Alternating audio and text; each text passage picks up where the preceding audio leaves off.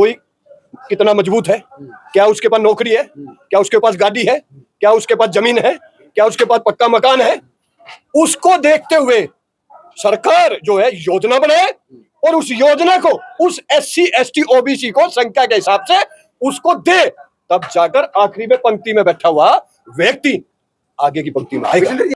वहां की हाईकोर्ट में अपील PIL कर देते हैं उसके खिलाफ, इसलिए करते हैं कि वो फिर पेंडिंग में चला जाता, लागू नहीं हो पाता। साहब की भी तो सर यही मूल भावना थी ना, पंक्ति में खड़ा हुआ अंतिम व्यक्ति तक रिजर्वेशन पहुंचे, यही तो बाबा साहब की मूल भावना थी। जातिगत गणना की मांग लगातार सामाजिक न्याय के योद्धा उठा रहे हैं और विपक्ष भी उठा रहा है। अब RSS ने भी उठा दिया 3 दिन पहले, वो भी कहता होने चाहिए और जिस जाति को ज्यादा आरक्षण मिल गया उसको निकालना चाहिए। संविधान की पीठ पर बैठा हुआ शख्स क्या गैर संवैधानिक फैसले कर सकता है? ये फैसले तो हो रहे हैं, जब भी तो हमें रोड पर आना पड़ रहा है। क्यों कॉन्स्टिट्यूशन क्लब में हम सेमिनार कर रहे हैं, क्यों सामाजिक न्याय के मुद्दों पर लड़ाई लड़ रहे हैं? उनको पता है कि अब ये लोग एकजुट हो गए हैं, जागरूक हो गए हैं, इनको पता लग गया है कौन हमारा हक छीन रहा है और कैसे हक लिया जाएगा। अगर नहीं देंगे तो छीन लिया जाएगा। राजेंद्र यादव जी, जो अभी वर्गीकरण का फैसला आया था सुप्रीम कोर्ट का, उसको लेकर जो है बहुजन समाज बट गया है, तो क्या कहना चाहेंगे? देखिए, बहुजन बटा नहीं है, ये बांटने का षड्यंत्र जरूर है, क्योंकि लगातार पिछले 10 वर्षों से जैसे OBC को बांटने का षड्यंत्र रचा जा रहा है, ऐसे ही SC और ST ये लगातार निरंतर एकजुट होकर बड़े बड़े आंदोलन कर रहे हैं। चाहे वो SC ST का आंदोलन हो, भारत बंद आंदोलन हो 2 अप्रैल का, कहीं ना कहीं इस केंद्र में बैठे हुए शाही सरकार को ये पता है कि SC और ST ये बड़ी ताकत के साथ पूरे देश में एकजुट होकर बड़ा आंदोलन कर रहे हैं और कहीं ना कहीं सरकार पर उसका दबाव था और कहीं ना कहीं ये सरकारी नौकरियों के अंदर, राजनीति के अंदर लगातार आरक्षण की वजह से कहीं ना कहीं ये बढ़ते जा रहे हैं और देश के अंदर हमारे बराबर आके खड़े हो गए।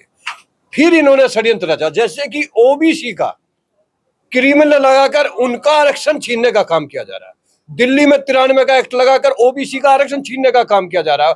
शिक्षा के अंदर, नौकरियों के अंदर बच्चों को हक नहीं दिया जा रहा उसकी वजह से। ऐसे ही उन्होंने सोचा कि जैसे OBC का क्रिमिनल लगाकर और 93 एक्ट लगाकर इनको बांटने का काम किया जा रहा, इसी तरीके से अगर SC ST का जो आरक्षण है 7% और 15.5%, अगर इसके अंदर हम क्रिमिनल लगा देंगे तो क्रिमिनल के दायरे से लाखों SC ST के लोग बाहर हो जाएंगे। और उसके बाद एक उन्होंने प्रावधान रखा कोटे में कोटा। भाई, हम तो कहते हैं कि कोटे में कोटा दोगे तो किस आधार पर, किस सर्वे पे दोगे आप? जैसे बिहार सरकार ने जातिगत जनगणना कराई, वहां पर आंकड़े आ गए, OBC कितना है, यादव कितना है, जनरल कितना है, उसके हिसाब से उनकी योजना बन सकती है, उनके लिए विकास की योजना बना सकते हैं। ऐसे ही SC ST और OBC और माइनॉरिटी के लोग लगातार आज WTP के नेतृत्व में आज इसी तो सेमिनार कर रहे हैं हम लोग कि जब जातिगत जनगणना कराकर आप देश के अंदर जिसकी जितनी जाति है और जिसमें उसमें कमजोर लोग हैं, उनकी योजना के लिए हम जातिगत जनगणना की मांग कर रहे हैं। देखिए, कोटे में कोटे का कैसे बताएंगे कि जाटव ज्यादा ले गया, वाल्मीकि ज्यादा ले गया, चमार ज्यादा ले गया, क्योंकि 6743 जातियों के अंदर ये 90% डायमंड वर्ग के लोग बटे हुए हैं। कैसे पता लगेगा सरकार को? सबसे पहले सरकार को और सुप्रीम कोर्ट को यह सोचना चाहिए कि जो जातिगत गणना की मांग लगातार सामाजिक न्याय के योद्धा उठा रहे हैं और विपक्ष भी उठा रहा है। अब RSS ने भी उठा दिया 3 दिन पहले, वो भी कहता होने चाहिए और जिस जाति को ज्यादा आरक्षण मिल गया उसको निकालना चाहिए। अरे भाई, हम इसके खिलाफ कभी भी नहीं थे, लेकिन जो 10% के लोग सुप्रीम कोर्ट और हाई कोर्ट में 350 परिवार ही बैठे हुए, उन पर कब क्रिमिनल लगेगा? उनमें हमारे 90% लोग कैसे जाएंगे वहां पर? वो देखिए, ये जो कोटे में कोटा और क्रिमिनल लाने का है, ये सीधा सा है आरक्षण पे डाका और सरकारी नौकरियों में हिस्सेदारी SC ST की खत्म करना। कहीं ना कहीं सर ये जो मामला चला था ये पंजाब से चला।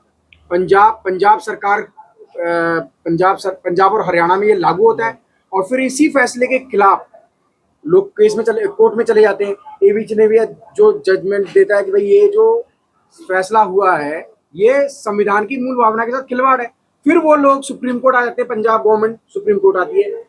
तब तो ये तो सर काफी लंबा समय हुआ।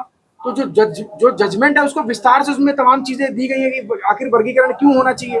और वर्गीकरण के अगर आंकड़ों को हम देखें तो 1995 से लेकर 2005 तक जब हरियाणा और पंजाब में लागू रहा तो वहां पर देखा गया कि 6129 जॉब जो है वो एक क्लास को मिली है, ए कैटेगरी वालों को, जिसमें कि 40 जातियां थी, और बी कैटेगरी में जिसमें 14 जातियां थी उनको 6200 के करीब नौकरियां मिलती हैं। तो कहीं ना कहीं वो लोग ये कह रहे हैं कि ये जो वर्गीकरण हुआ था 10 साल के लिए, तो इसमें तो तमाम जातियों को भागीदारी करने का मौका मिला। देखिए, न्यायालय के अंदर कौन लोग बैठे हुए हैं, चाहे वो लोअर कोर्ट हो, हाई कोर्ट हो, सुप्रीम कोर्ट, कौन लोग बैठे हुए हैं? तो वही लोग बैठे हुए हैं। तो संविधान की पीठ पर बैठा हुआ शख्स क्या गैर संवैधानिक फैसले कर सकता है? ये फैसले तो हो रहे हैं, जब भी तो हमें रोड पर आना पड़ रहा है। क्यों कॉन्स्टिट्यूशन क्लब में हम सेमिनार कर रहे हैं? क्यों सामाजिक न्याय के मुद्दों पर लड़ाई लड़ रहे हैं? इसीलिए तो लड़ रहे हैं कि न्यायपालिका आज की डेट में सेंटर का जो तानाशाह बैठा हुआ उसके कब्जे में है। वो अपने ऊपर नहीं लेना चाहता बात को। उसने पंजाब हाई कोर्ट से दिला दिया। ये क्यों दिला दिया? कि सेंटर पर बात नहीं आएगी। अबे मैं ये पूछना चाहता हूं, ये पंजाब का मामला नहीं है, ये देश के मूल निवासियों का मामला है। देश के जो देशभक्त लोग हैं, जिन्होंने देश को सींचा है, उनका हक अधिकार है जो बाबा साहब ने संविधान में दिया हमारे लोगों को। आरक्षण का मतलब है कि हमें उस आरक्षण का लाभ दिया जाए, वो लाभ नहीं मिल रहा है। तो बाबा साहब की भी तो सर यही मूल भावना थी ना, पंक्ति में खड़ा हुआ अंतिम व्यक्ति तक रिजर्वेशन पहुंचे, यही तो बाबा साहब की मूल भावना थी। देखिए, बाबा साहब ने आखिरी पंक्ति को आगे लाने का काम किया, लेकिन जो देश में सत्ता में बैठे हुए लोग हैं, किसकी वोट की ताकत से? हमारे बहुजन जो 90% लोग हैं, डायमंड वर्ग के लोग, उन्हीं की वोट की ताकत से जो सत्ता में बैठे हुए। ये 10% की सत्ता से थोड़ी बैठे हुए, लेकिन 70-90% की जगह 10% के लोग न्यायपालिका, राजनीतिक कार्यपालिका, प्राइवेट सेक्टर में बैठे हुए। मीडिया इनका है, सारे सरकारी ठेके ये ले रहे हैं। कहीं भी ऐसा कोई मुझे बताइए देश के अंदर सरकारी संस्थान के अलावा प्राइवेट संस्थान में जहां पे मुझ देश के मूल निवासियों की हिस्सेदारी हो, जहां हिस्सेदारी आरक्षण की वजह से हम लोगों की हो रही थी, उसको क्रिमिनल लगाकर कोटे में कोटेगा। क्यों? कैसे पता लगेगा कि इस सैनी ने ज्यादा ले लिया, या इस जाटव ने ज्यादा ले लिया, या इस वाल्मीकि ने ले लिया, ये यादव ने ले लिया? भाई ये तो जातिगत जनगणना होगी, तब इस समस्या का समाधान होगा।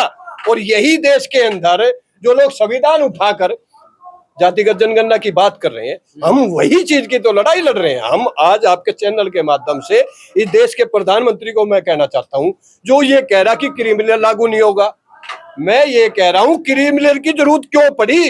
अगर क्रिमिनल लगाना है, हाई कोर्ट सुप्रीम कोर्ट में जो 350 परिवार ही बैठे हैं, उसके अंदर क्रिमिनल लाइए, और उसके अंदर 90% लोगों को भी लाइए। गवई साहब ने वर्गीकरण के जजमेंट में गवई साहब ने सिर्फ एक राय दी है कि क्रीमी भी हो सकता है, वो कोई रिटर्न में तो जजमेंट नहीं है सर। देखिए, ये शुरू में जो है ना ऐसा पासा फेंकते हैं, अब देखते हैं इसके खिलाफ क्या माहौल बन रहा, कितने लोग रोडों पर आ रहे हैं, ये माहौल को देखते हैं और फिर उसको पकड़ते हैं। अब इन्होंने देखा कि सामाजिक न्याय की लड़ाई लड़ने वाले लोग और विपक्ष आज इतना मजबूत हो चुका है, क्योंकि तानाशाही जो है गठबंधन की सरकार है, पूरा बहुमत बनी है। आप सर यादव वर्ग से आते हैं, ओबीसी वर्ग से आते हैं सर आप, लेकिन जब ओबीसी वर्ग में क्रीमी लेयर लागू हुआ तो क्या हालात थी सर? क्रिमिनल लागू होने से, अरे क्रिमिनल लागू होने से हमारे लाखों बच्चे का 93 से लेकर आज तक हमारी नौकरियां खा गई है। हमारे शिक्षा में जो बच्चों को बड़ी बड़ी ग्रेजुएशन वो मिलनी चाहिए थी, वो डिग्रियां वो सब ये खा गए। अब आप सोचिए, देश के अंदर 40 केंद्रीय विश्वविद्यालय में कोई ओबीसी प्रोफेसर नहीं, फुल प्रोफेसर, एससीओ से वैसे प्रोफेसर है लेकिन फुल नहीं है। हाई कोर्ट और सुप्रीम कोर्ट में एक भी ओबीसी जज नहीं है। क्यों नहीं है? जो देश में 65 करोड़ ओबीसी और दूसरा व्यक्ति ओबीसी है, उसकी हिस्सेदारी क्यों नहीं है? कहीं क्रिमिनल लगाकर, कहीं दिल्ली में 93 का एक्ट लगाकर, कहीं मंदिर मस्जिद के नाम पर, कहीं हिंदू मुसलमान के नाम पर हमें बांट दिया गया। मैं तो आज भी कह रहा हूं कि एससी एसटी से भी ज्यादा अगर किसी का हक छिन रहा है और छिना है, और हालत ये है कि आगे भी छिनेगा, खत्म होगा, तो वो ओबीसी वर्ग है। अरे ओबीसी वर्ग को 27% नहीं, उसकी संख्या के हिसाब से 45 से 50% और आरक्षण हो जाना चाहिए, लेकिन नहीं हो रहा। क्यों नहीं हो रहा? कि ओबीसी के नेता भी बात तो करते हैं, लेकिन हाउस के अंदर आरक्षण बढ़ाने की बात नहीं करते।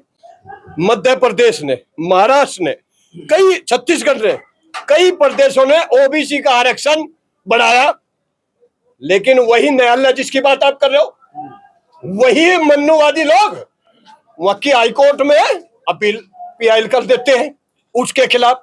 इसलिए करते हैं कि वो फिर पेंडिंग में चला जाता, लागू नहीं हो पाता। ये आपने बिहार में भी देखा। तो कहीं ना कहीं आज की जो परिस्थिति है, जातिगत जनगणना हो और उसके अंदर संख्या के हिसाब से कोई कितना मजबूत है, क्या उसके पास नौकरी है, क्या उसके पास गाड़ी है, क्या उसके पास जमीन है, क्या उसके पास पक्का मकान है, उसको देखते हुए सरकार जो है योजना बनाए और उस योजना को उस SC ST OBC को संख्या के हिसाब से उसको दे, तब जाकर आखिरी में पंक्ति में बैठा हुआ व्यक्ति आगे की पंक्ति में आएगा। विजेंद्र जी, एक लास्ट सवाल है। जो अभी वर्गीकरण का जो पूरा मामला चला, क्या आप मानते हैं उसमें बहुजन बट गया है या फिर कभी भविष्य में एक हो पाएगा? देखिए, बहुजन बटा नहीं है। अगर बटता तो आज विपक्ष मौजूद नहीं होता, और आज जातिगत जनगणना की बात आरएसएस का भागवती नहीं करते। आज बीजेपी के भी कई नेता कर रहे हैं, बीजेपी के सहयोगी, चाहे नीतीश कुमार जी हो, चाहे नायडू जी हो, वो भी जातिगत जनगणना की बात कर रहे हैं। कहीं ना कहीं बटा नहीं है, पहले से मजबूत हुआ है, और उस मजबूत होने का निर्णय ये है कि ये जो वर्तमान में अस्थायी सरकार बैठी हुई है, लेटर एंट्री का वापिस, क्रीमिलियर SC ST में वापिस, और जातिगत जनगणना भी हम लोग व्यू द पीपल सभी संगठनों को लेकर कराकर ही दम लेंगे। ये मैं आपके चैनल के माध्यम से कहता हूं, नहीं तो आने वाले जम्मू कश्मीर और हरियाणा में हम वोट की ताकत से, संख्या हमारी इतनी है कि उसको हराने का काम करेंगे बीजेपी को। हरियाणा और जो चुनाव हो रहा है यहाँ पर, ये मुद्दा रहेगा क्या? ये मुद्दा पूरे देश में गूंज रहा। जो आरएसएस जिसकी वजह से भाजपा मजबूत हुई, सत्ता में बैठी हुई है, 3 दिन के सेमिनार में भागवत जी खुद जातिगत जनगणना की बात कर रहे थे। इसका मतलब कहीं ना कहीं जातिगत जनगणना का मुद्दा उनको पता है कि अब ये लोग एकजुट हो गए हैं, जागरूक हो गए हैं, इनको पता लग गया है कौन हमारा हक छीन रहा है और कैसे हक लिया जाएगा। अगर नहीं देंगे तो छीन लिया जाएगा।